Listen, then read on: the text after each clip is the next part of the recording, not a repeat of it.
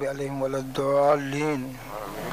الحمد لله هادنا لهذا وما كنا لنهتدي لولا أن هادينا الله الأول والآخر والزاخر والباطن. يا ربنا لك الحمد كما ينبغي وجلال وجهك وعظيم سلطانك. وصلى الله على سيدنا محمد خاتم النبيين وإمام المرسلين. سبحان ربك رب العزة عما يصفون وسلام على المرسلين والحمد لله رب العالمين. آمين. Amin. Shukran, Imam Diallo. Bishop, you have the floor, please. Thank you, Chairman. Lord God Almighty, the Lord of the universe, you whom all power belongs, you who subdues all diabolical spirit throughout the whole world, those of us sitting here in the Trrc submit ourselves under your rulership, under your direction and your protection. We continue to ask that you will grant this commission the discerning power to be able to discern between truth and falsehood. And we also ask that all witnesses who will present themselves here in the Trrc will have the fear of you and will come here and will speak the truth, because nothing is hidden from you.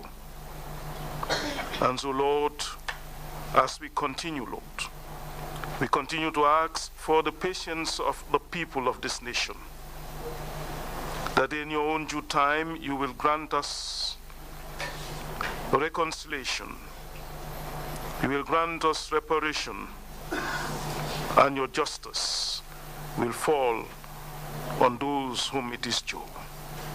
This we ask through Christ our Lord. Amen. Amen. Thank you very much, Bishop, for your prayers. Council, are we ready with the witness for this morning or this afternoon? Good afternoon, Mr. Chairman, commissioners. Good afternoon, members of the audience. The witness is here. We are ready to proceed. May I ask that the officer bring in the witness, please? Thank you.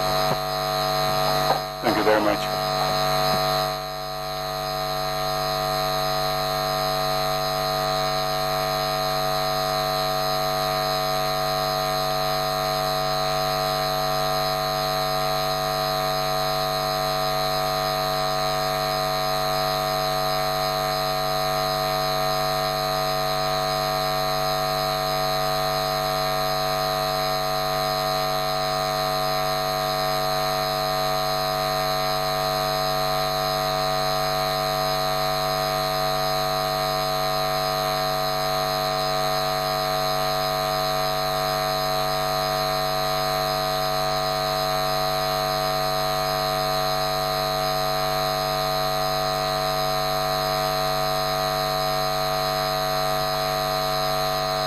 Good afternoon, Mr. Singhateh. Welcome back to the Trrc.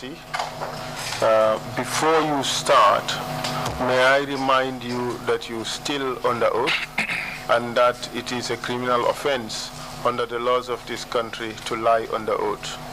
Could you confirm that? Yes, sir, I do. It is also an offense to lie before the Trrc.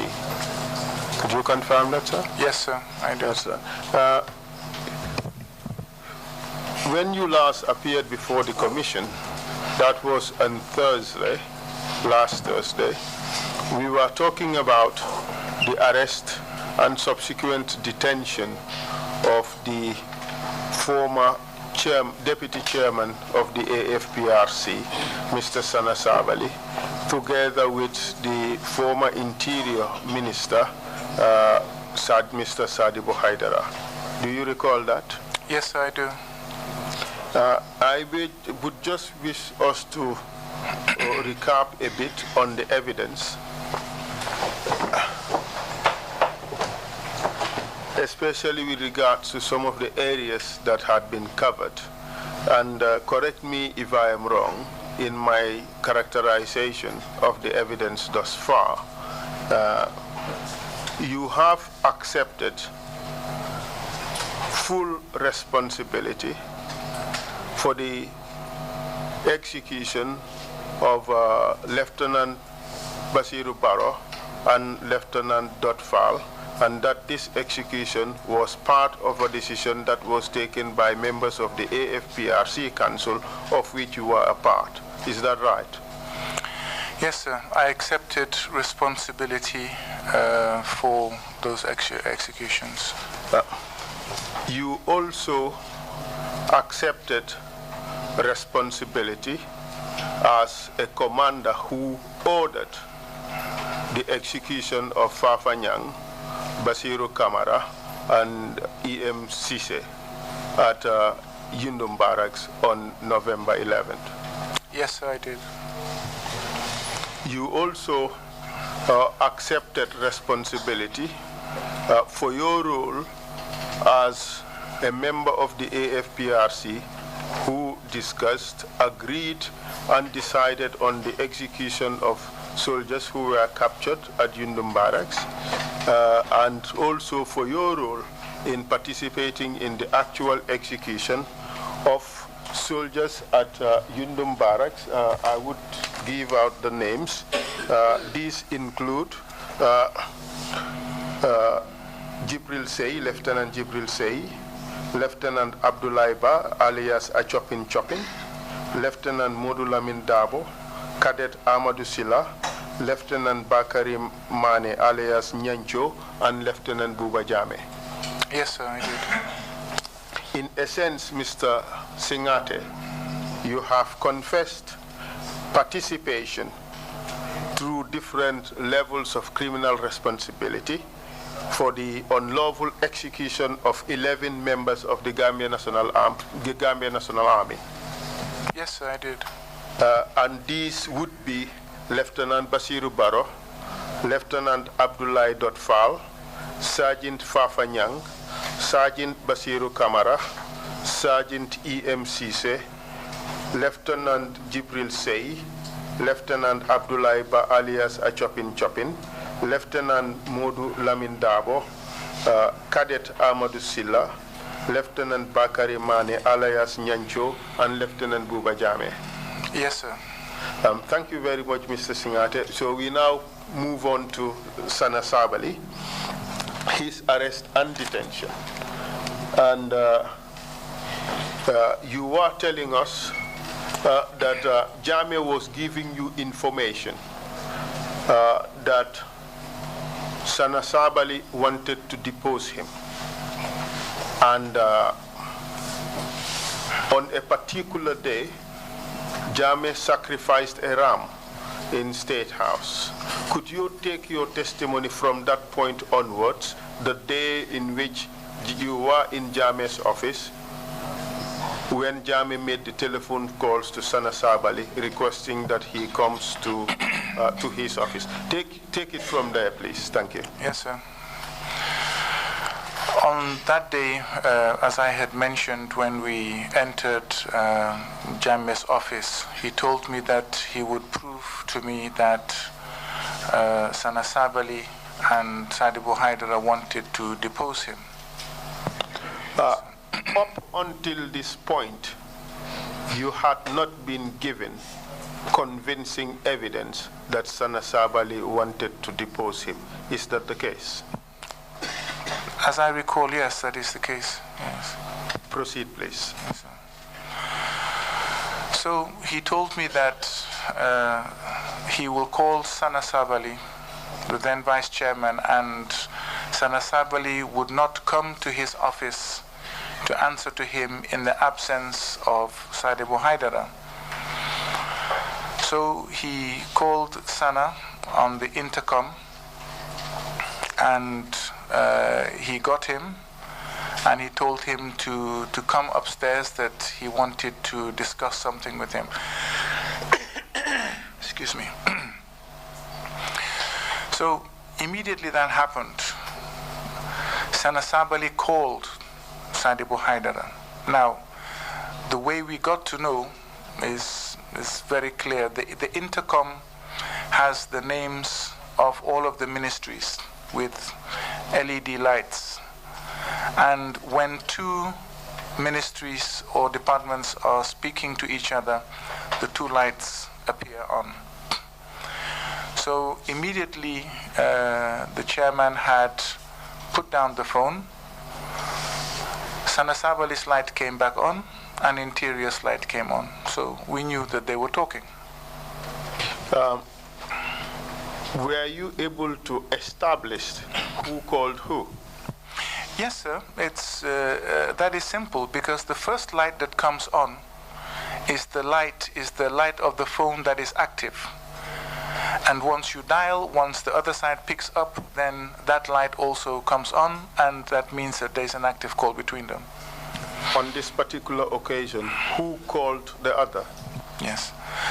It was Sana Sabali who called the Minister of Interior, Sadibu Haidara. Proceed, please. Yes. So the lights were on, and obviously the conversation would have gone on for the duration of that time, not too long, a couple of minutes, and then the lights went off, meaning that they had put the phone down. Did you have any further discussions with Yaya Jammeh as to what to do after you realized that these two had been in a conversation and that conversation has ended? Yaya Jammeh told me, you see, I told you he's calling Sadibu Haidara to come. He would not come upstairs until Sadibu Haidara comes to State House. And then what happened after that? He called Sana again, and the same thing happened. Sana called Sadibu Haidara, and the telephone was, the conversation was terminated, and a few minutes after, Yaya Jammeh called him again. But the conversation that we had was, you see, I'm telling you, they want to depose me, and he would not come unless Sadibu Haidara appears. Apart from that, did you hold any other conversation? With Jammeh? Yes. Just about the possibility of Sana coming with Sadibu Haidara and what they might do. And? Well, we agreed that they were going to come to try to depose Jammeh, then of course something had to be done. Yes, and what was to be done? Anyway, after the third time, if you would allow me, after the third time, Sadibu Haidara, the third telephone conversation, the third time that Yaya Jammeh had called, but bearing in mind that Jammeh was just one floor above Sana Sabali. The offices were not, it was just one floor between them. He just had to come up the stairs and then come and answer. And that did not happen until Sadibu Haidara came to State House.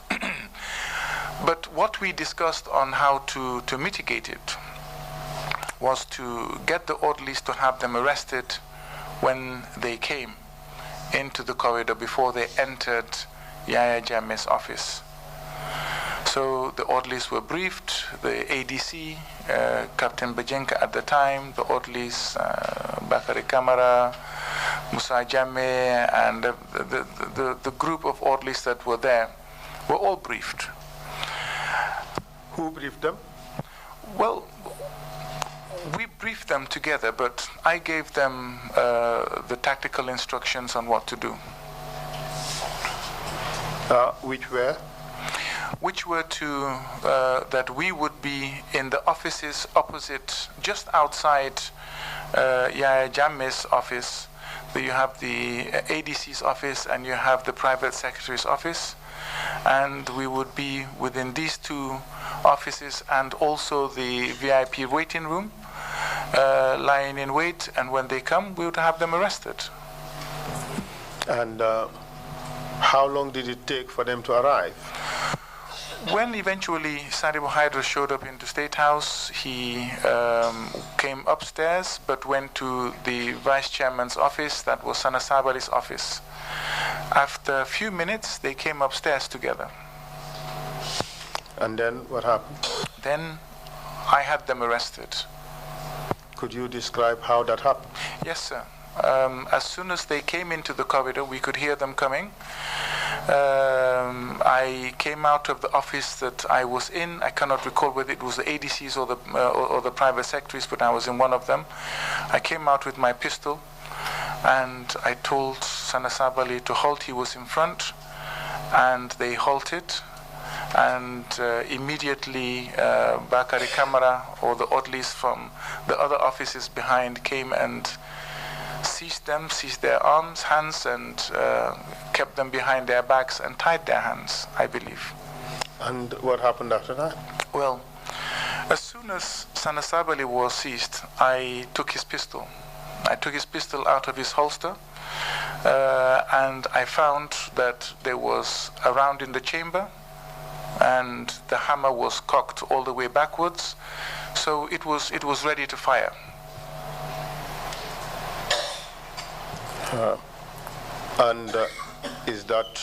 Was that unusual? Well, sir, you don't go to anyone that you are not going to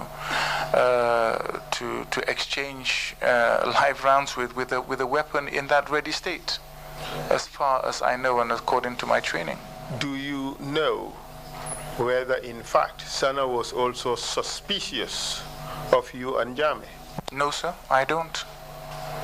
And if he was, wouldn't it be prudent that he put his weapon in a state that is ready to fire very quickly? Absolutely, that is fully acceptable. Proceed, please. And what happened afterwards? So once once they had been fully disarmed, they were taken downstairs, but through Yaya Jame's office. And through the back door, they did not make eye contact with Jame. There was no contact or no conversation with Jame. I took them downstairs. Was Jame there, in fact? Yes, sir. He was in his office. All right. Yes. He was in his office. I took them downstairs. In the meantime, their orderlies were also arrested downstairs and around the State House compound. And why was that done? Well, I guess the belief was that if these two were involved, then perhaps the orderlies were also involved and informed, and in order to prevent a fight of some kind and loss of life, they had to be arrested. And what happened after that? I took Sanasabali and Sadibu Hydra downstairs, I believe, with a couple of the orderlies. There was a vehicle waiting, a pickup. They were put in the pickup, and that was the last I saw of them. And what happened after that with regards to Sanasabali and Sadibu, as far as you know? As far as I know, they were taken to Mile 2 prisons. They were eventually taken to court and tried. And what was the outcome? They were convicted. Sorry, I believe Sadibu Hydra must have passed away before the end of the case. I believe so. I cannot remember exactly. That was the case. Okay, absolutely, yes. So Sanasabali was convicted, and unfortunately Sadibu Hydra passed away. And do you recall for how long Sana was sentenced to be in prison? I think it was either 9 or 11 years, one of the two. 9 years, if I recall his testimony. Mm-hmm. And during that period, of course, he testified that he was tortured mercilessly. During the course of the trial? Prior to his trial. Sorry, did you... During his pre-trial detention, okay, he was subjected to a lot of torture. Mm-hmm. Yes, is that a question? Yes. I don't know anything about the torture of Sanasabali. Did you expect it? No, I didn't expect him to be tortured. What I did expect is perhaps maybe he'll be beaten here and there, but not really tortured to that extent. Mr. Singhateh, in the Gambia National Army, what is their definition of torture? It's the general definition of torture. But when I say beating, don't mean torture on the level that had been described by Sana Sabali during his testimony. That is inconceivable. Now, a few slaps and a beating here and there is nothing compared. Even, I'm not subscribing to it. I'm not saying that it is justified. What I'm saying is that one I could, ordinarily foresee, because even if I was in detention under that, I would expect the same. But I never conceived that he would have been tortured at the scale on which he testified here. But when you participated in his arrest, yes, sir, you expected, you foresaw that he would be malhandled or manhandled or maltreated somehow by the forces. Yes, sir. As in my testimony beforehand, I told you that even on bush exercises, if you're on one side and you are caught by the other, you are manhandled, and they will tell you that it is part of the training. You've got to expect it. If you are caught by the enemy, you've got to be able to. Is there a realization in the Gambia National Army? Sorry, I didn't hear. Is there a realization in the Gambia National Army that every human being has a right not to be tortured? Do you have that realization in the Gambia National Army? So, like I testified beforehand, we did have workshops with the International Red Cross Society that were organized by Mr. Senghor. I met him when I was coming in to Banjul, and he did make sure that he took us all through all of these things. But would I be accurate in saying that all those protocols, all those international laws were observed more in their breach? Really, they were honored more in their breach than in their respect or in their observance? Well, sir, you see, what actually obtains on the ground, if you are caught by the enemy and they're seeking information from you, they do have the tendency to ensure that they extract it by any means. Now, if you are not thoroughly trained to withstand a certain measure of pain and pressure, then you could easily give away vital information that will cost a lot of lives. And so, in order to avoid that, we are trained that you will be malhandled or you will be tortured if you are caught. And as a matter of fact, that if you are, not to give any information away apart from your name, your rank, and your number. Well, that is when you are fighting enemy forces, isn't it? Yes, sir. And in that situation, you expect that out of the ordinary, the enemy forces may not comply with international law, would not comply with their international obligations. Isn't it the case? Absolutely. That's why we are trained in that fashion.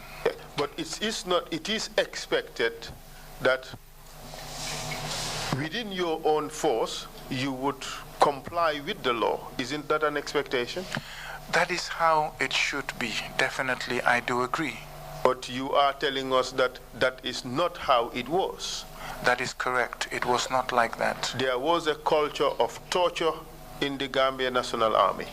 I wouldn't express it like that, because I would like to say that there are a lot of fine officers, very disciplined officers, very good officers and soldiers that perhaps would not engage in this.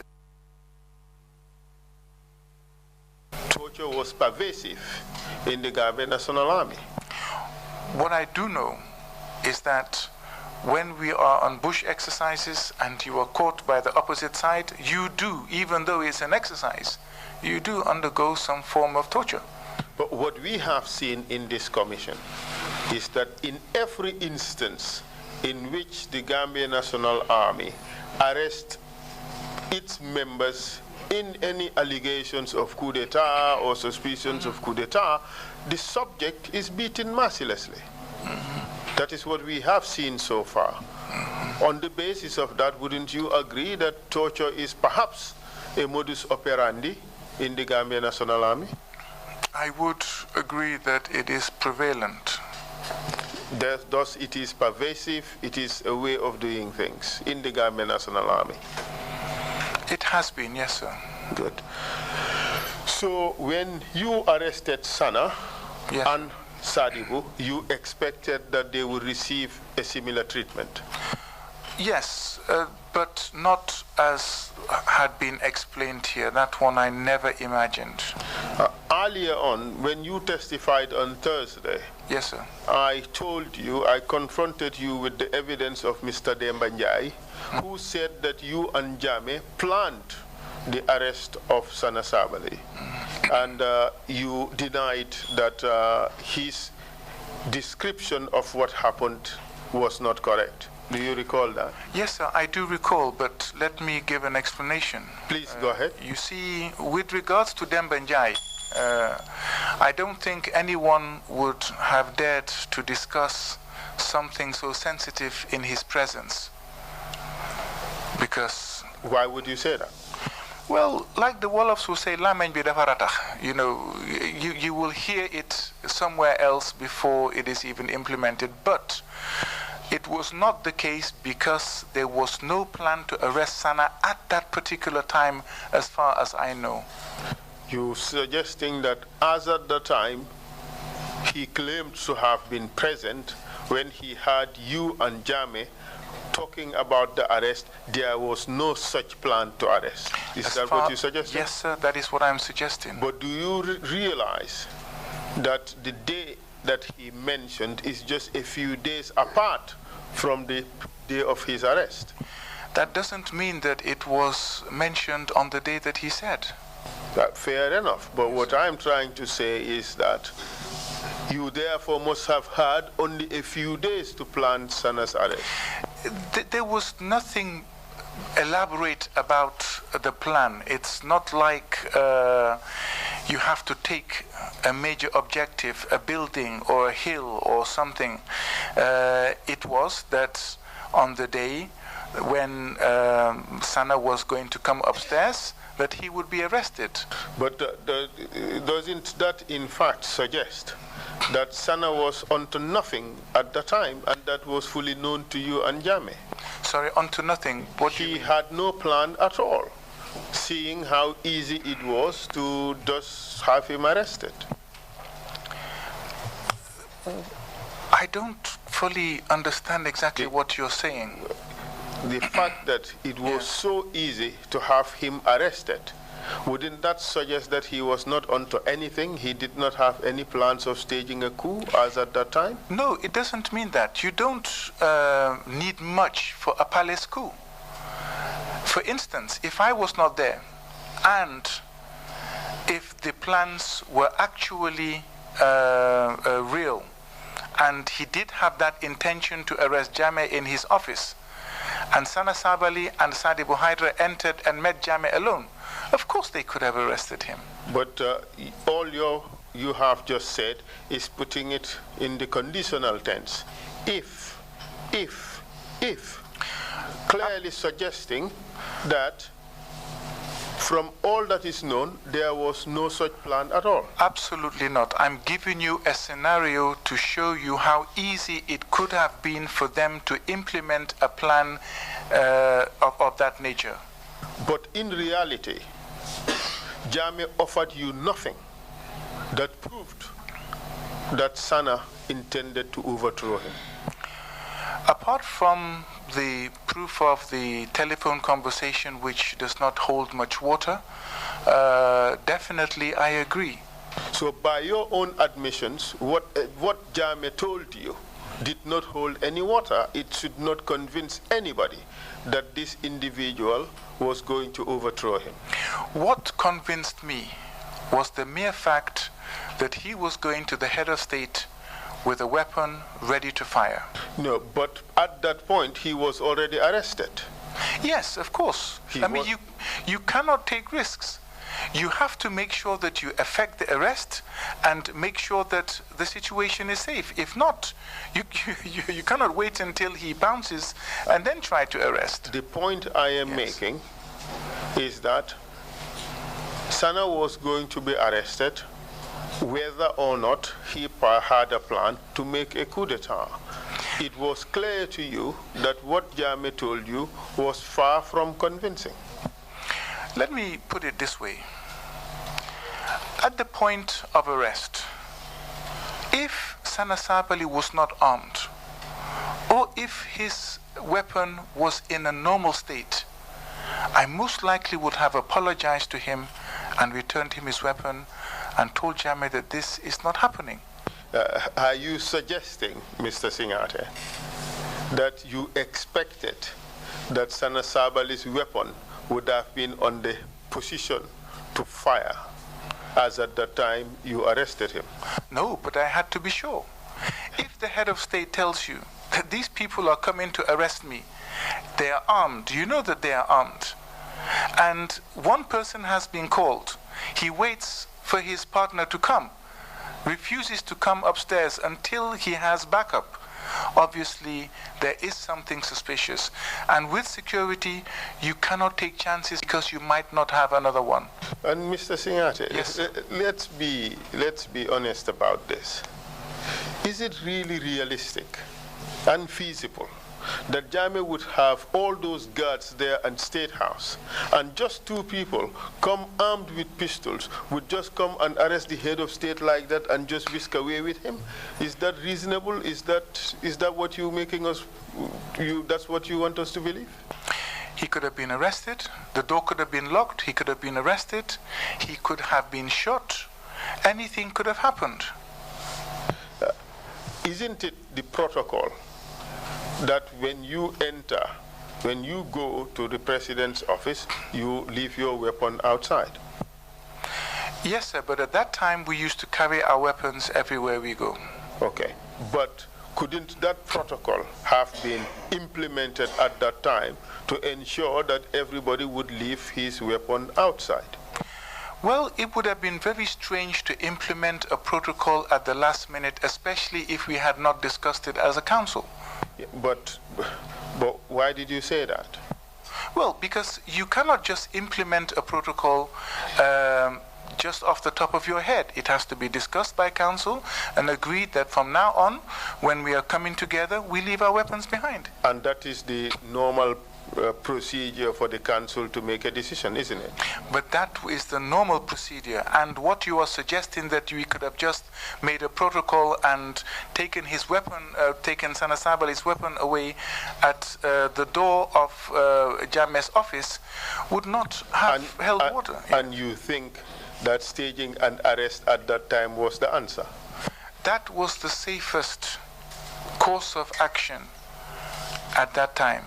Mr. Singhateh, the evidence we have is that, in fact, you and Jammeh decided to purge Sana by having him arrested on the basis of some frivolous accusation of a coup d'etat, which was nothing more than a figment of one's imagination. It could have been a figment of Jammeh's imagination and that he was playing at and trying to drum up. However, I was not part of that. But you were not offered any reasonable evidence to convince any reasonable man that this is what Sana was going to do. I think I tried to explain the circumstances at the last sitting. There was definitely some major problems going on between Jammeh and Sana Sabali. Yes, but you, just allow me for interjecting on this, but by your own admissions, all those put together did not show any proof that Sana was attempting to make a coup d'etat, was planning a coup d'etat against Jammeh.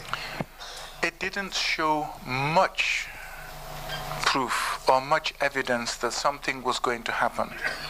But nonetheless, you acted on. But don't you think, Mr.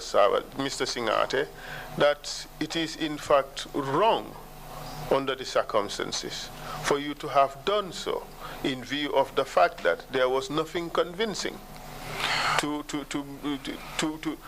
reasonably arrive at a conclusion that an arrest had to be made? Sana Sabali was extremely violent. If he had gone past and into Jammeh's office and something had happened, that would have been on my hands for not acting to begin with. But do you realize that the same accusation is made against you, that you are extremely violent, but you've not been arrested by anybody?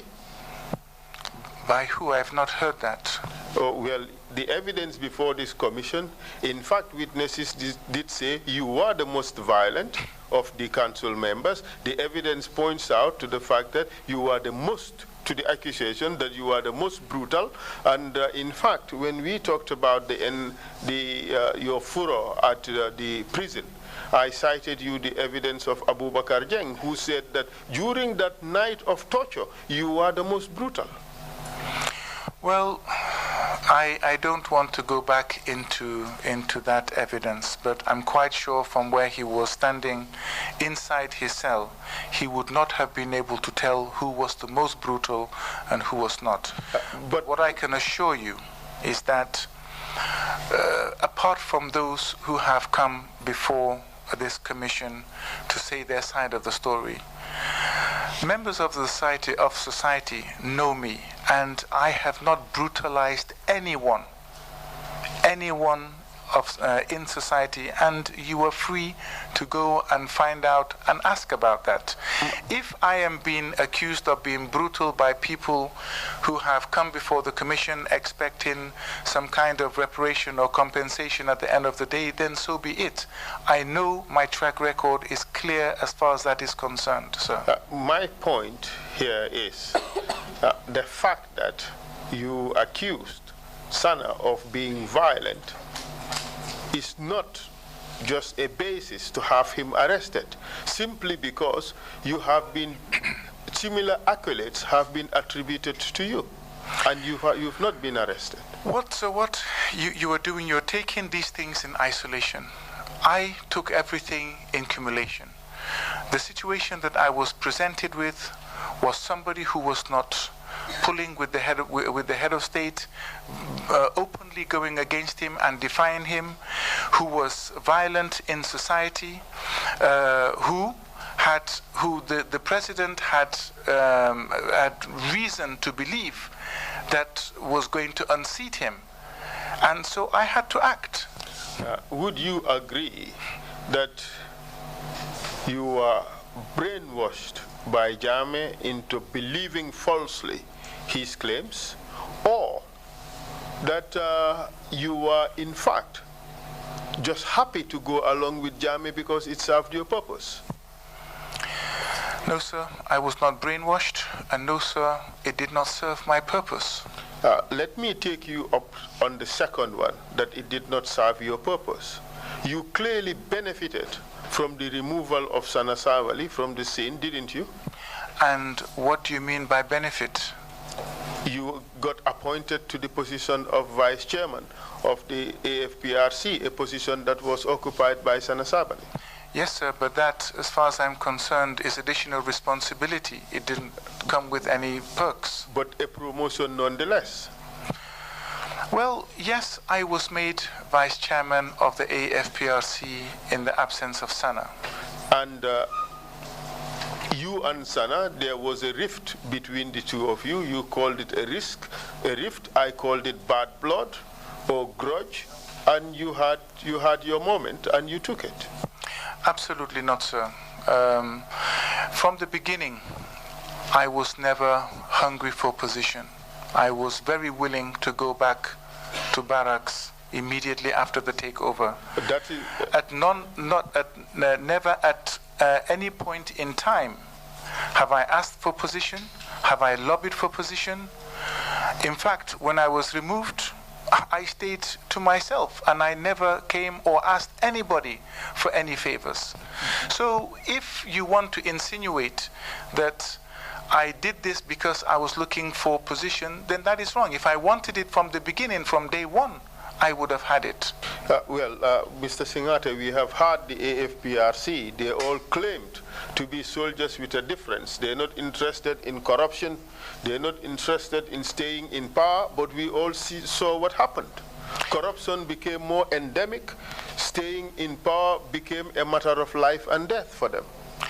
Well, sir, I feel offended that you generalize it like that, because what I do know is that when I came to government in 1994, I didn't come with anything. When I left, I hardly left with anything.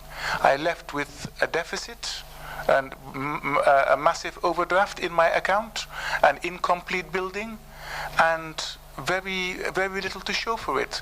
So if I was greedy and corrupt, everyone would have known that by now. Mr. Singhateh, but you stayed in government. Yes, for sir. how many years? For 13 years, I believe. For 13 years? Yes, sir. That is not really the story of a person who came into office just to remove a government, do transition, and go back to barracks. Would you agree with that? No, sir. I thought we were talking about the corruption. I mean, I don't know. I use two premises. Yes. One is the corruption, and the other is self-perpetuation in power. So the self-perpetuation in power came differently. That was brought about by members of society themselves who came and asked Yahya Jammeh to retire from the armed forces and stand as a flag bearer for a party, and that they would vote for him. Did that apply to you? No, it did not. But let me explain exactly what happened.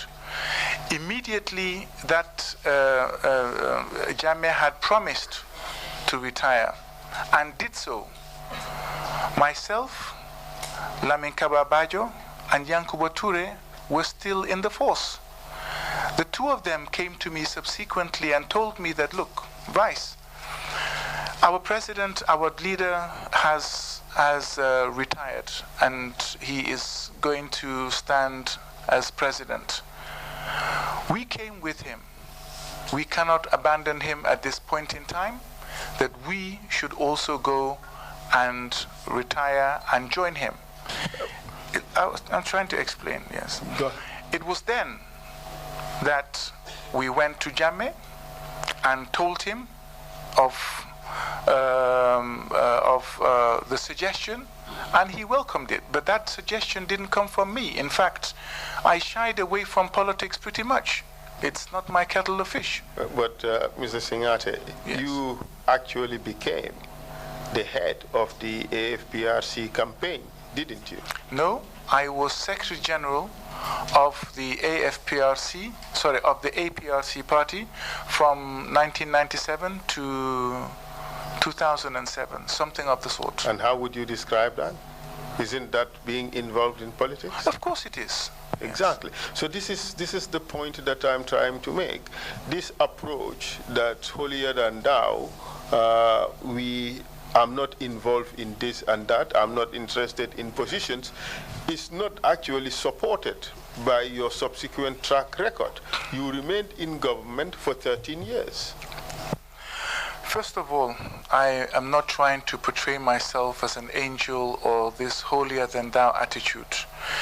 When you started this session, you wanted to confirm to me what I had admitted to, and that definitely falls extremely short of holier than thou. Council, I can only put across my story. Yes, I was part of a military government. Yes, that military government was asked by civilians to enter into politics, and they would support. And yes, I also followed suit. I resigned my commission, and we formed a political party. But it was not for the reason of amassing wealth, because I didn't amass wealth. It was to continue the development that we had started. We had started a development program that was beneficial to the Gambian people. And it would have been foolhardy to abandon that development program midway. So if we were given the opportunity to build more schools, to build more hospitals, to build more roads, then through a democratic process, we would take it. The point I am trying to make here, Mr. Singhateh, yes, sir, is that you saw your career in front of you, and your career ambitions made you to so easily succumb to Yahya Jammeh's views about Sana, and the two of you got rid of him. Sir, that is completely wrong. You see, during the transition period, the security situation of the country was extremely tense. Sometimes we would not know whether we would live to see the next week or not. So there was nothing like career planning at that point in time. But there was career ambition. Career ambition? Yes. No, I had and showed no career ambition in any form or manner. In fact, we received testimony from Mr. Dembanjai also, who said that you were envious of Sana Sabali. You wanted to be the number 2 guy, and that is why you participated in eliminating Sana. And that is a theory that is supported in several quarters. What's your take on that? Well, if Dembanjai has a theory, because I've never sat down with Dembanjai to talk about position or any other matter concerning my personal advancement at any time during the time that we have known each other. So it's surprising that that would come out from him, because I don't know where he has based that theory on. Yes. According to him, he based it on his observations of what was happening in and around State House, and also your role in all of that. He was able to assess that you are very ambitious. You saw Sana as a stumbling block to your career progression. You therefore gladly participated with Yahya Jammeh to purge Sana. You see, even after I was appointed the Vice Head of State, I didn't move into the normal residence of the Vice President. I took the small accommodation at Cape Point. I didn't take the motorcade and everything that came with it. I decided to maintain exactly what I had when I was Minister of Defense. So, as far as I'm concerned, if Dembanjai had opened his eyes to see that, he would have seen that there was no ambition. And what he has said here is completely wrong, because my attitude and the way I had comported myself is completely the opposite to what Dembanjai has said. But obviously, use of the perks or public use of the perks do not necessarily show that one did not have an ambition to attain a particular level. Well, sir, unless Dembanjai could have been inside me or inside my mind, he would not have been able to know exactly what I was thinking or what I wanted for myself. But Dembanjai was in a position where he could see from your conduct that you wanted something. One does not necessarily have to enter into another person's mind in order to assess that a person wanted A or B thing. From ordinary observation, one may, in several occasions, be in a position to make that assessment. Is that not right? That is not right, sir. You see, the perks I didn't take. I didn't take the extra vehicles. I didn't take the additional security. But you took the position. Sir, let me finish, please. I didn't take everything. I think if somebody is observing, you take the person for what he is. I don't know what he has observed other than me not taking everything that came along with the Vice President's office when I could. So that is not really being fair. He did not talk about your interest in the perks. He talked about your interest in the position. And that is what you took. Sir, Demba Njai will believe what he wants. I can only put across my side of the story, and whoever wants to believe it, it's fine. You have been hard on that, and then we would make progress. Soon after Sana was arrested, the regime went on propaganda mode and lied about what happened. Correct? When you say the regime, can you please qualify that? It's the government. The government issued statements, false statements about the circumstances of Sana Sabali's arrest. What I can recall is that Yahya Jammeh was the one who stated certain things about the arrest that did not happen. What did he say? He said a lot of things, that Sana Sabali came and pointed a pistol at him and it didn't fire. And he... anyway, that was the story. Everybody heard it. I cannot remember everything verbatim. The suggestion was, correct me if I'm wrong, that Mr. Sabali and Mr. Haidara entered into Yahya Jammeh's office and they both pointed their pistols at him and fired. It did not work, and Yahya Jammeh brought in the guards and they were arrested. That's the story, isn't it? Something like that, yes. And the story was false, completely. Isn't it? And you knew at the time that the story was false? Yes, sir. Did you come out to correct the story? The head of state makes a declaration of the occurrence of something, and you come out and rebut that? Yes, Mr. Singhateh. In a military government? Yes, Mr. Singhateh. We expected that the conduct of our officials would be above board, would be beyond reproach. Shouldn't that be an expectation from a government that is to come and correct the ills of the past? Well, let me just say this in Wolof. Léegi laa xam ne dang ma bañ. Bañuma la, Edward. Yow sax xam nga loolu. A military government with a head of state like Jammeh, he says one thing and you come out and say, no, that didn't happen. It happened X, Y, Z. I would not have been here today. So... Mr. Singhateh, you participated in the arrest. Yes, sir, I did. And you participated in the arrest on the basis of some false conclusions that Yahya Jammeh made you believe, correct? Yes, sir. Yes, sir. And thereafter he made false, glaringly false statements about that arrest. Yes, sir. And it's quite obvious to you that he had nefarious intentions. Subsequently, yes, yes. You did nothing about it. Of course not. You could have resigned your position, couldn't you have? And go where? Many places to go, Mr. Singhateh. Like where? Where would I go? You can go into exile like all our journalists did.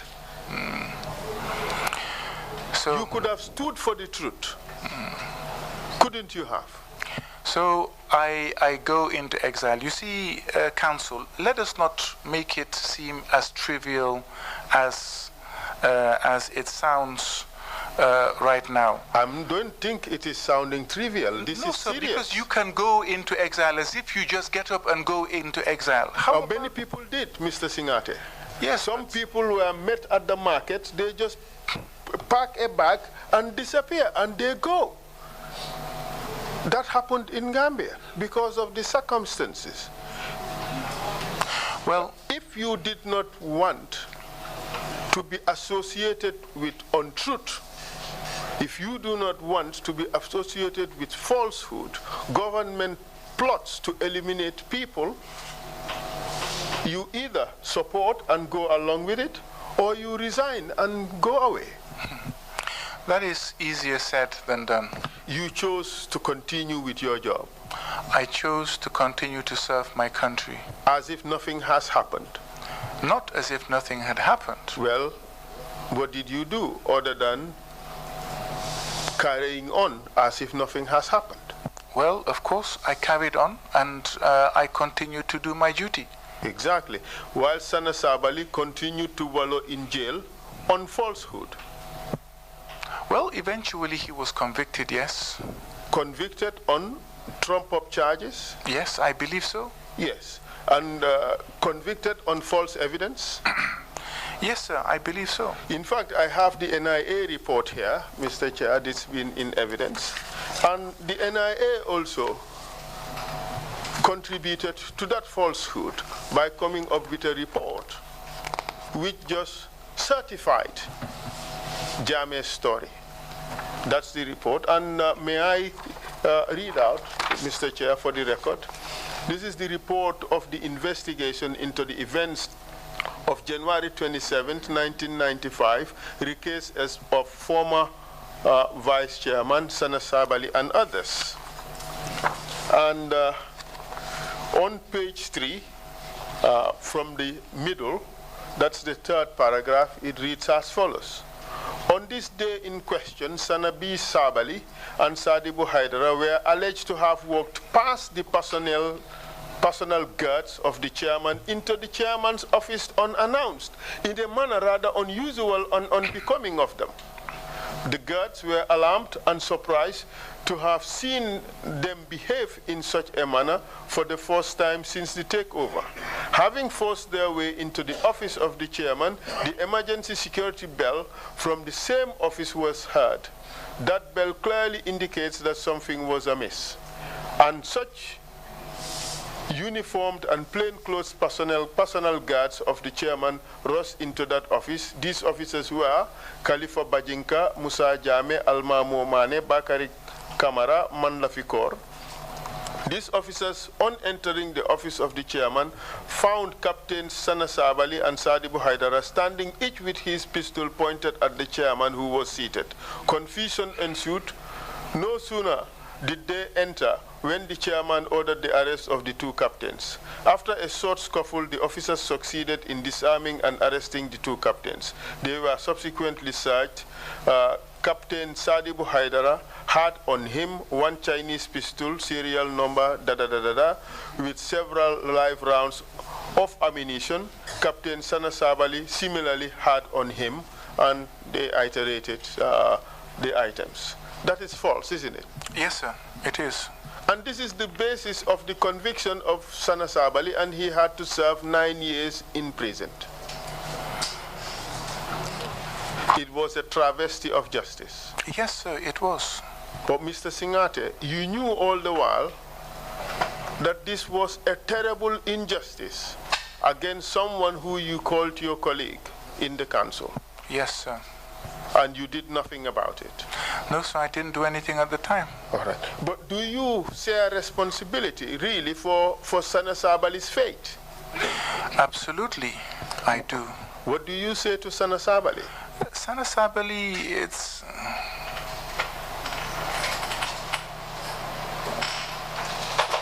Go ahead. Yes, sir. Go ahead, okay, please. right. I'm sorry I'm distracting you, but I have other work to do as well. So please proceed. Absolutely, yes. Of course, I would really like to apologize to Sana Sabali. And it's not the first time that I have attempted to do so. The first time that I had done so was through Bishop Cleary. We met at a function, and he told me that he had, because he visited the prisons often, and he told me he had seen Sana, and that Sana was doing well, that he had, that he was very strong in faith. And I told him, please, if you see him again, not only give him my regards, but please offer my apology. I am sorry. When was this? This was, I cannot remember the year, but it must have been perhaps halfway into his sentence, something of the sort. You were still serving as a cabinet minister? Yes, sir, I was. But Mr. Singhateh, isn't this travesty of such magnitude that it ought to have compelled you to resign your job as a cabinet minister. Well, sir, on the one hand, yes, you could say that. But on the other hand, too, even though the charges were trumped up, there could still have been, through the investigation, some proof that Sana Sabali was trying to overthrow. This is the investigation report. This is what formed the basis of wrong. the charges. The investigation is wrong. It was flawed. In fact, this is a complete fabrication. It did not occur like that. It did not. But didn't this really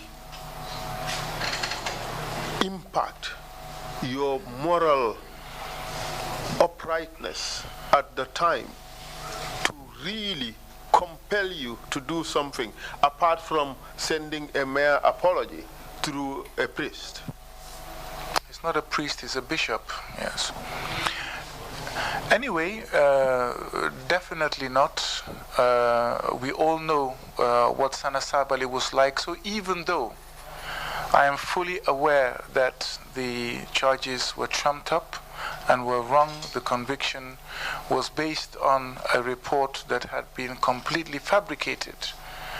But the mere fact that Sana Sabali had those violent tendencies, at least at the back of my mind, I thought perhaps it could have been true. No, rather, he deserved it because he was violent. So don't put words in my mouth. But that's what I should do. No, sir, you cannot put words. You should not. I would put words in your mouth. It's up to you to adopt them or to reject them. Well, if you want to put words in my mouth, like I told you on the first day, come and sit here and give my testimony. No, I put them in your mouth. I don't say them for you. No, so go ahead, Mr. You Mr. can put them Singhateh. to me, but not in my mouth. But all right. Counsel, okay, tell us Counsel, what you would say. You see, the thing answer is, the question. Just answer the question. No.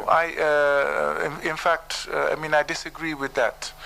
But the bottom line is, Counsel, is that, of course, I deeply regret my involvement in the arrest of Sana Sabali. You see, Sana Sabali, we launched the coup. He launched it, but we were the ones who discussed it, conceived it, right from the beginning. Even before that, we were friends. And the rift or the breakdown in our relationship was highly regrettable. You see, we were so close that we used to call each other Ranger Buddy. He was my Ranger Buddy. And you see, in the military, for Rangers, you're always advised not to move alone. You move with your partner, with your friend. You get each other out of trouble. You move together. You live together. And that is how we used to address each other. After 1994, unfortunately, things broke down, and it is highly regrettable. You see, even when Sana Sabali was still in prison, his son Usman would spend nights at my house. You see, I have never lost that affinity. And were you comfortable with that? His son spending the night at your house, and you are there with the full knowledge that you put his father in jail together with Jame for doing nothing? Well, if my son was at his house, I would be happy that he's there because I would know that he was in good hands. What I'm just trying to explain to you is that that affinity had never gone away. True, of course, I participated in his arrest, and I'm not denying that fact. But also, on the other hand, too, I deeply regret it, and if I could take it back, I would. But you had a chance to take it back. You realized during the period of his detention that this was unjust, this was unlawful. You regret it, but you wouldn't do anything about it. That is the issue here. There was nothing much that I could do. I can recall you asked me, why didn't you go and visit him? And my mind straightway went to a Mandinka proverb. ila jawalo kurto be tele bala. That means that if your friend is wearing your enemy's trousers, then obviously abenyimela kutiu, so there was no way that I could have reached out. The thing is, Mr. Singhateh, it appears that you put your career ambitions above all else, including Sana's liberty, including Sana's freedom, including the law, including the truth at that point in time. No, I did not. At the point that I arrested him because I believed that he needed to be stopped and checked before he entered Yahya Jammeh's office, failing which something drastic could have happened that we would have all regretted. Even though you are not presented with any evidence to remotely suggest that that was in fact a plausible possibility. So I think you're forgetting the demeanor of Sana Sabali. He was not just your ordinary person that will get up and go to Yahya Jammeh. He had terrorized most people. And frankly, I believe even Yahya Jammeh was terrified of him too. That may very well be the case, but nonetheless, no justification. But let us move on. The evidence we received also suggests that not only did you arrest Sana Sabali at State House, but you also took him to Mile 2. No, sir. I did not take him to Mile 2. Let me confront you with the evidence of some of the witnesses. And the first one is that of Mr. Ibrahim Chongan. And this is what he had to say. He was asked the question, when you went back to Security Wing number 4 in January, that was the first time you came into contact with those others you left behind when you were moved to Security Wing number 1. Is that right? And he answered, yes, that is right. Now I came back, I met Sirif Gomez, Sar, everybody, press, everybody, that we left them on that night of the 6th. And then we hugged, and then afterwards they started to debrief us, to tell us what happened in our absences. Initially, how they were told that we were dead, until afterwards they had doubts that we were there, etc. And that is how we remembered everything. Question. So now you are telling us that Sabali and Haidara were brought in by Singhateh. Which Singhateh are you referring to? He said, yes, Captain Edward Singhateh and Warrant Officer Martin, who is now, I don't know, a brigadier. I can't remember that probably. But somebody, I forgot. But he was Singhateh's orderly. That is what Mr. Chongan had to say. Do you dispute that? Yes, sir. The last time I saw Sana Sabali was at the bottom of the stairs at the back door to the President's office, the President and Vice President's office at State House. I did not go to Mile 2. I went straight back up to see Jammeh. And Babukar Jeng also, who testified here, told us that he was asked this question, when did that feeling that they could come back end? He was talking about having been told before that, the soldiers would come back and it would be their turn. And he answered as follows: I can only speak for myself. That ended the day that we are brought back as a result of the arrest and detention of Sana Sabali and Sadibu Haidara. At least there was huge sigh of relief when we saw colleagues that we thought were dead, were massacred, buried, and forgotten.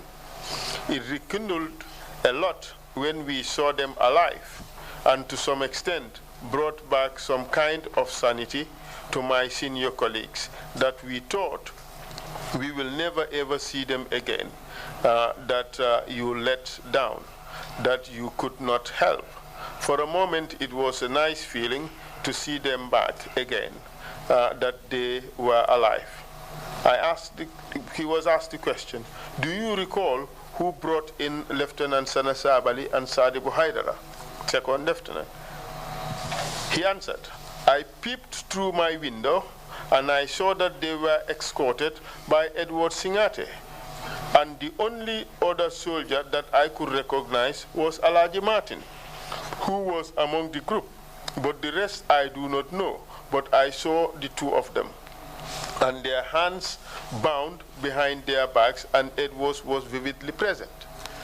That is a second witness who said you were present with Alaji Martin. Both witnesses say it was you and Alaji Martin. What do you say to that?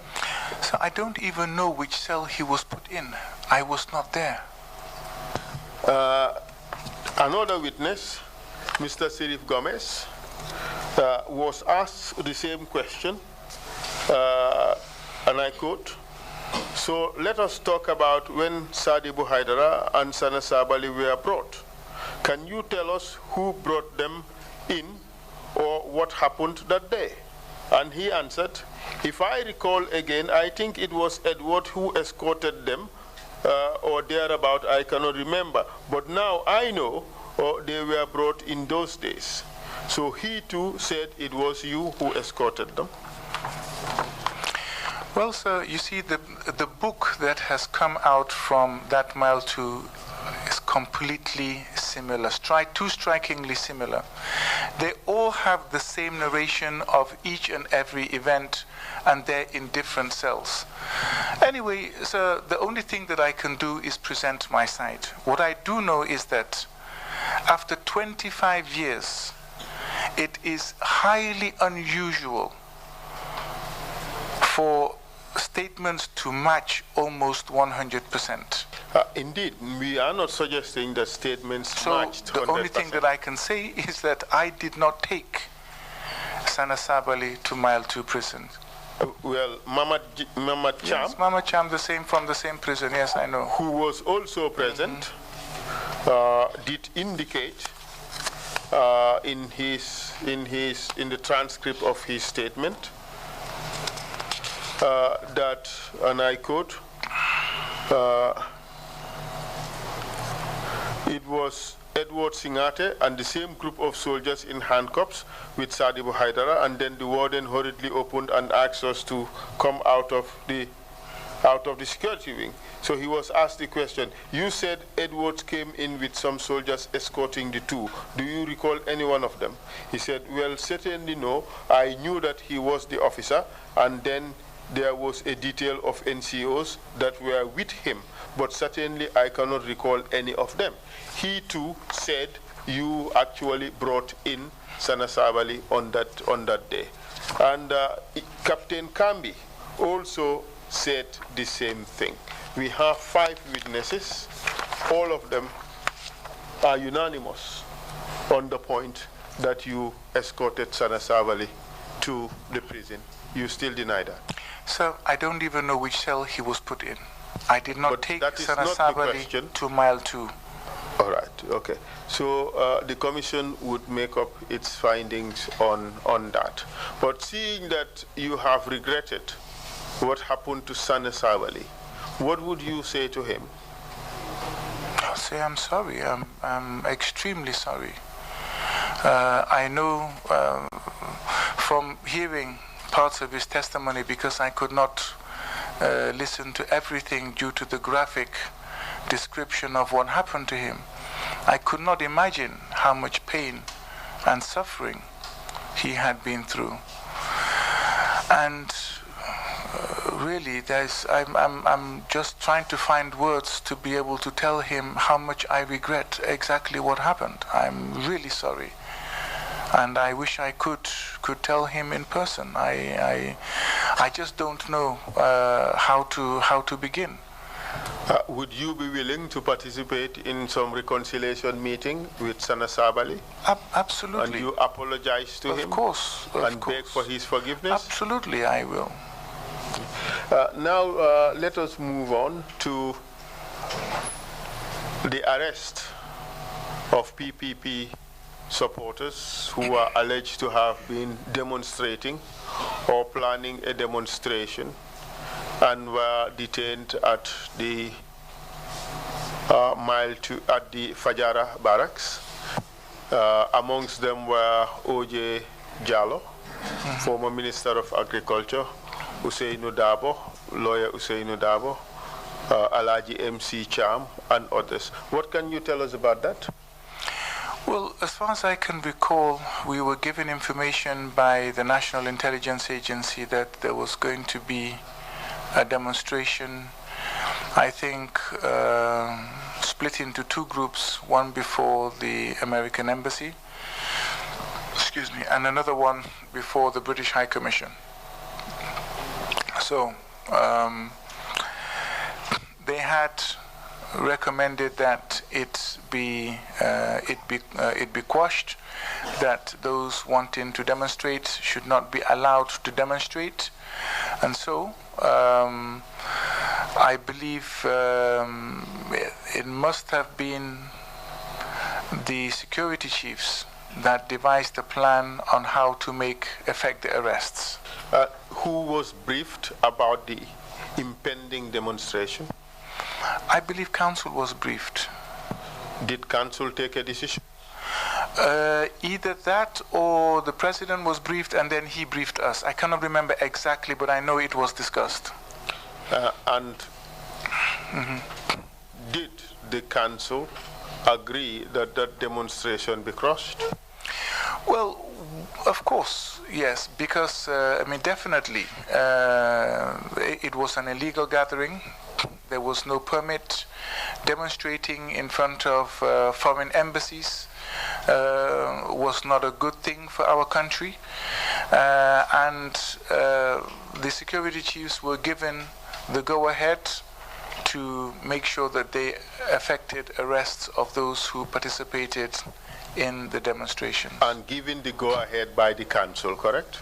Yes, sir. So the council made the decision for the security chiefs to go ahead and cross this so-called illegal gathering? Yes, sir. And what happened after that? I believe a number of people were arrested. I cannot recall how many, but I do understand that there were so many that they had to be secured at Fajara barracks. And under what conditions? I don't exactly know. I was told that they were kept in a hangar. Is a hangar a place for detention? No, but that was the only place that was available at the time that could house them. Did you care to find out the conditions of detention? No, sir, I did not. And Mr. MC Cham, you and him had a good relationship or family ties, didn't you? Absolutely, sir, we did. I mean, we had his evidence before the commission, and he told the commission that, in fact, your family lived in his home. Yes, sir. In fact, after my dad died in 1993, he even refused to collect rent from us for a whole year because of the close relationship between our families. And in fact, as at the time of the coup that brought you into power, you were still residing in his home. Yes, sir, we were. He was amongst those who was arrested and detained. Yes, sir. He was tortured. I am not aware of any of them being beaten personally. Modus operandi of the Gambia security forces. These are civilians. It's different. For military personnel, you expect it, but you should not meet that out on civilians. That's wrong. The situation, the prevailing situation at the time was also that civilians were not spared whenever they crossed the government.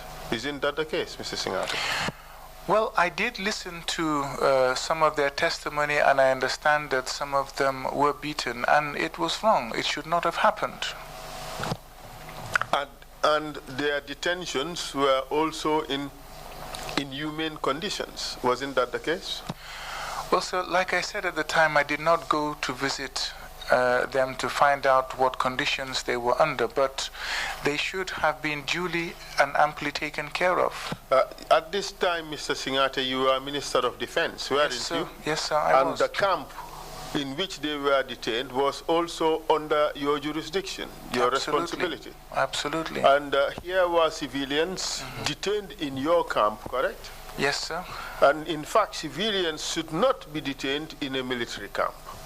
Yes, sir, that is correct. But you did not do anything to stop that, did you? No, sir, I did not. And they were detained in horrible conditions. You did not care to find out whether the conditions were suitable? Yes, sir, I did not find out whether the conditions were suitable or not. And they were kept in illegal detention for over a year? Yes, sir, they were kept for quite a while. I cannot remember the duration. And do you agree that as a council, all of you are responsible for making that decision which violated the rights of these people, arresting them and keeping them in a military camp under horrible conditions? Absolutely, sir, I agree. You accept responsibility for that too? Yes, sir, I do. MC Cham was pretty much a very close person to your father. Did you at least intercede on his behalf? No, sir, I could not intercede on his behalf.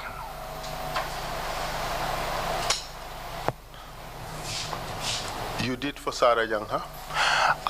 What I did, that was for Sarah Jangha's wife at the beginning regarding her vehicle.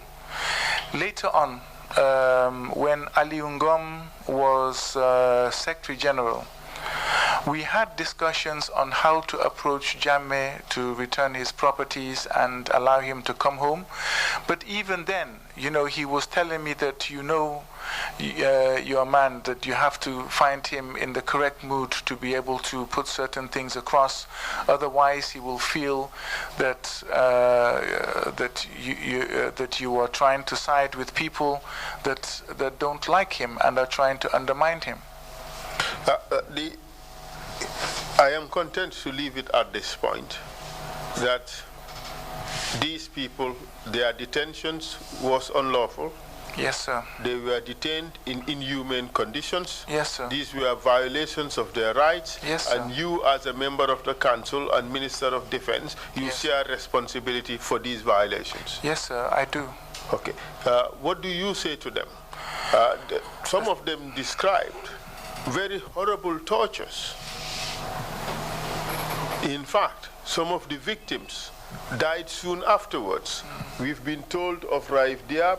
We've been told of the man from Jarasoma. There are a few people who died soon after, very old people who were badly treated. What do you say to these people and their families? About 60 people were detained, including some women. Extremely sorry. Maybe I'll go into the local languages if you would. By all means. Okay. First, because maybe MC Cham is Wolof and a number of them were. So, Mange Jegalu, di Jegalu, di ñaan wa réew mi yépp ñu jégal ñu ci luñ def. Surtout, sorry. Could you allow the interpreters, Mr. Singhateh? Sorry, yes, sorry for stopping. Indicate to us that you're ready. Okay, please go ahead. Mange Jegalu. He said he's begging for forgiveness. Di ñaan kilifa yépp yuñ téye woon ci waxtu boobu noonu. Appealing to all the elders who were arrested at that time. Ak seen njaboot yi yépp. Plus all their families. ñu ma xam. Those who know him. No, those who I know. Those he knows. Ak ñu ma xamut yépp. And those who didn't know him. Lu xewoon. What happened shouldn't have gone that way. Just to arrest an elder like that is not even lawful. Even if he does something which is not lawful, you shouldn't have arrested him like that and do something like that to him. Surtout si condition ying len tegon. Much more the conditions that they were in. Xamna ne si luñ jaar. I know what they went through. Xejna gena wala bi yeb mënuñ ko netali. Maybe half of them will not be able to recite what happened. No, maybe they would not be able to narrate even half of it. Maybe they will not be able to narrate half of it.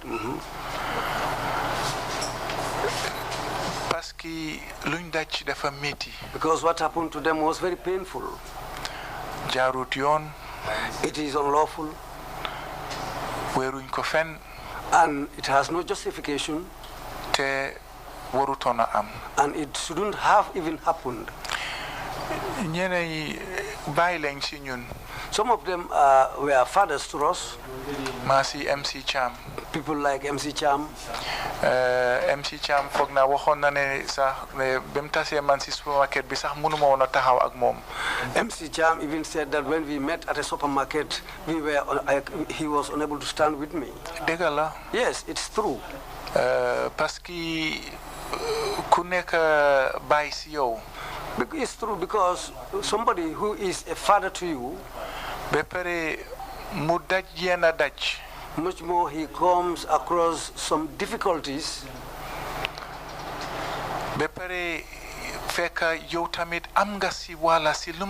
And you also have a hand in what happened to him.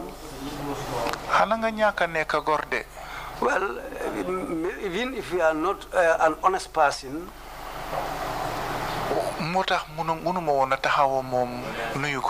this is why I was unable to stand with him or even greet him. Because of the shame and the feeling I had at that time. Not only him, there are others.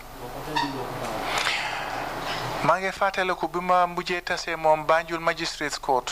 I can remember our last meeting at Banjul Magistrate Court, Mr. MC Cham. Dama togon ci bora mu nekk di ma wax suma yépp luma achieve. I was sitting near him and he was explaining things to him, things like what I've achieved. Mu ne kontaan na ci man torop. He said he was very happy about me. Parce que dama taka suma ndiga. Because I was somebody who was very, very strong. Hardworking, okay.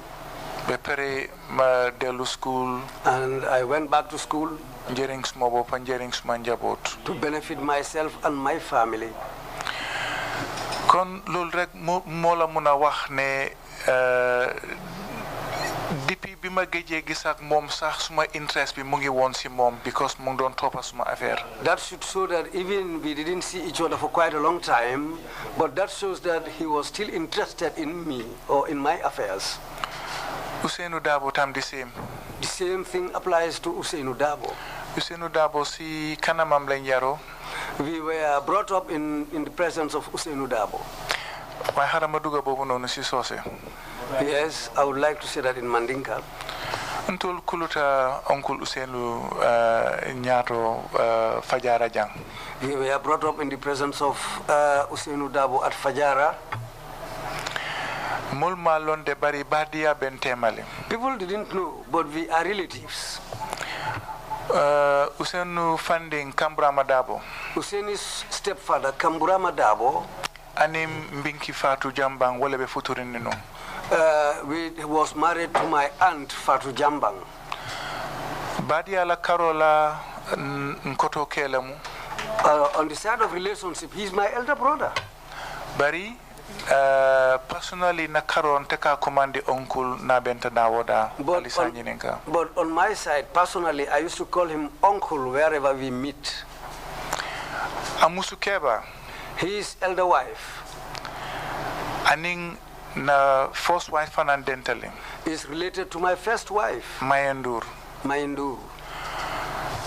Nadinke follow ngementola Yaya Jammeh. My first son I named after Yaya Jammeh. Wokulio. The naming ceremony for that boy. Mayendur ya beleke.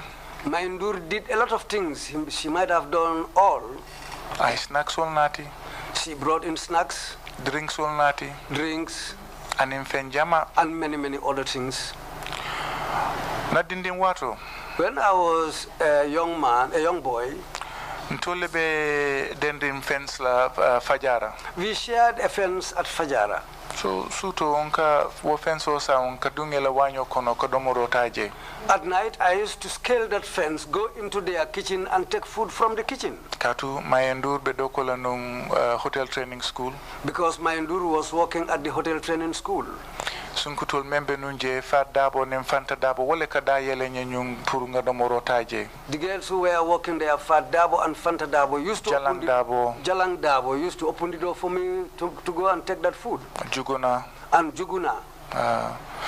So ni nindenta mola nyin sifa la komteng. So if you are related with people like this,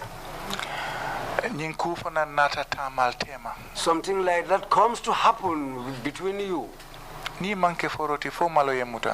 If you are not somebody who is not shameful, then if you are not somebody who is straightforward, then you will be shameful. This is why up to this date, Uncle Usenu atefem fo nyenga soso. Uncle Usenu will not tell me anything which I will deny. Because I was wrong on his side. I wronged him. I wronged my family. I wronged myself. But it was just childishness which happened to us. Ntebe 25 years. The time we were taking the government, I was 25 years old. I cannot say that's an excuse. Bari alikana njube tenka miracle mbedamento science hanye kanyisi fake. Don't think and look at me at this present moment and think that I can do that now. Otumbe yamfo Daniela. So I am asking for forgiveness from the whole country. Surtout nyinul mealonko itoratan tolbulu. Especially these people who suffered in our hands. Amanya nakelanu. It shouldn't have happened at all. Aketale. It happened. And waketan toli enimisoleti. But we regret it.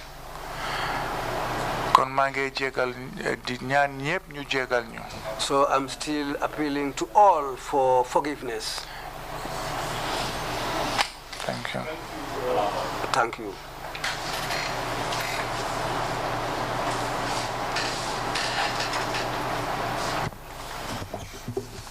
Okay. Thank you very much, Mr. Singhateh. May I just take this opportunity to say that this is what the Trrc is all about. Where we have committed violations against the law, where we have violated the rights of our people, we should have the decency to come out and speak the truth about it and ask for forgiveness and help heal the rifts and the bad blood amongst us as a people and bring about reconciliation. Mr. Chair, I think this is a convenient time to take our 30-minute break as you had suggested, and then we come back and proceed with this witness. Council, are we proceeding with the PPP fellows summer situation when we come back, or are you going to another subject? Just want to know.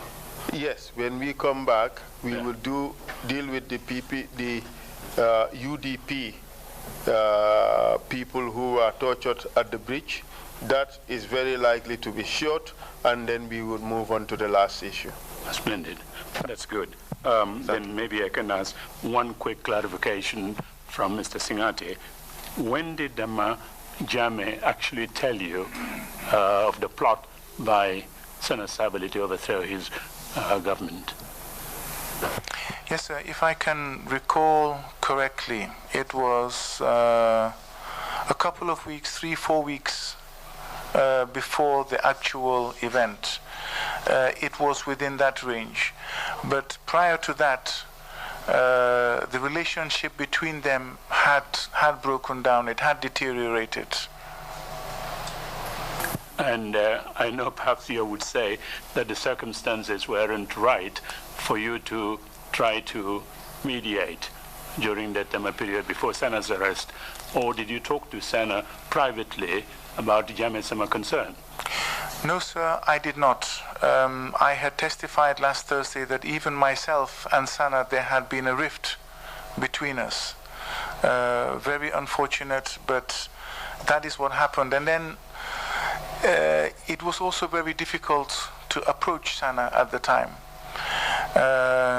I'm not trying to point the finger or put the blame on him, because Jammeh can be equally obstinate.